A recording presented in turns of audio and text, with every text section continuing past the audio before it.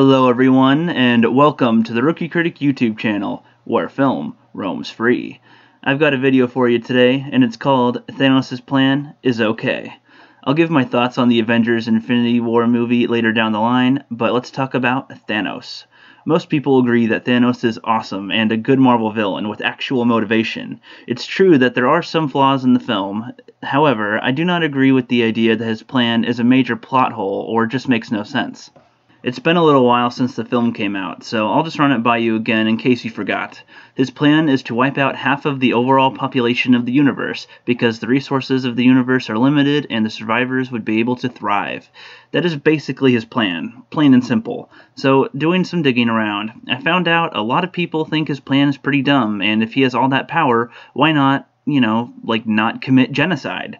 People believe it is flawed because the universe would return to the same place in just a few generations, or no one would learn from it, and there are other, less destructive options available. The most common argument being, why can't he just double the universe's resources? There are also technological solutions to solving the overpopulation to limited resources issue, especially if other sections of the universe are more advanced than Earth, or at least, say, Stark. A smaller argument is, why can't he just share his knowledge with the universe and use his new power to solve the problem with less violence? There's a lot that I could say to all of this, but I'll do my very best to say what I think and not sound like an ignorant asshole. I think that Thanos' plan to wipe out half of the universe is okay. I'm not saying that he's right, but within the universe and the character they set up, it does make sense that he came to that conclusion. In the very first scene, as well as throughout the whole movie, we learn about who he is and what he's gone through in his life. We learn that he has been around for a very long time, maybe even hundreds of years, and that he is a warrior whom has loved, fought, and lost in his lifetime. In the very first scene, as he's holding Thor's head, he tells of how he knows how they feel in that moment. Their legs are weak, their will is breaking, short of breath, to know that you are right but cannot win.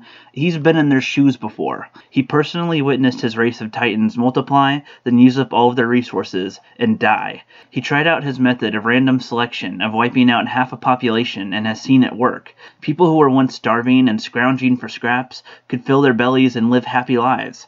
He believes he is saving the universe, but everyone, including our heroes, think it is a bad idea. He thinks that he is the hero with this one goal he has to do. People try to argue that, if he is such a hero, why would he try to kill so many life forms? Now here's what I think people need to consider. This is the same guy that took two little girls from their families, hurt them, raised them, forced them to fight, and tortured one of them for failing. We even see a glimpse of that with Nebula. He conquers planets and wipes out chunks of populations for a living. He is a warrior and has witnessed and experienced a lot in the universe. My point being that, because he is a warrior, he wants to complete a challenge and overcome obstacles, but he is only thinking about what he can do now and not overanalyze his plan. None of that makes him a good guy. He is perfectly okay with causing genocides and torture and killing and enslavement and kidnapping, which are major reasons as to why he is a villain, as well as what justifies his plan in his character. Kidnapping two little alien girls and hurting them and forcing them to fight, in his eyes, was a good thing. He loved them and wanted the universe to fear them, and in turn made two very powerful women. Yes, what he did is wrong, but to him, he did right. Throughout the movie, everyone that runs into him disagrees with his plan, as there must be other ways to solve it. But Thanos is done trying to explain himself to everyone and wants the results to speak for themselves. Stark especially disagreed with him. Everyone did, which is why Thanos' plan is not a plot hole. Surely there must be other ways to save the universe, but Stark can't do it. He can barely manage Earth alone.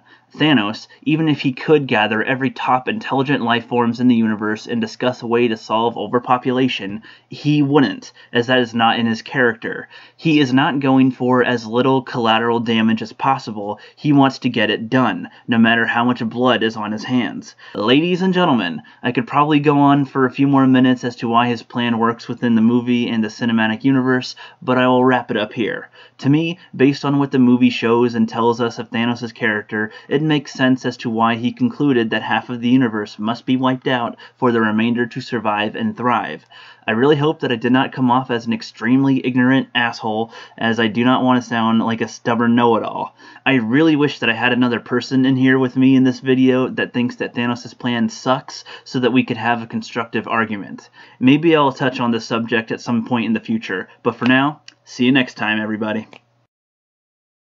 If you liked the video, please leave a like, or if you hate it, click dislike. Also, share the video with your friends and enemies, subscribe to follow this channel, and hit that bell down below to be notified when I upload.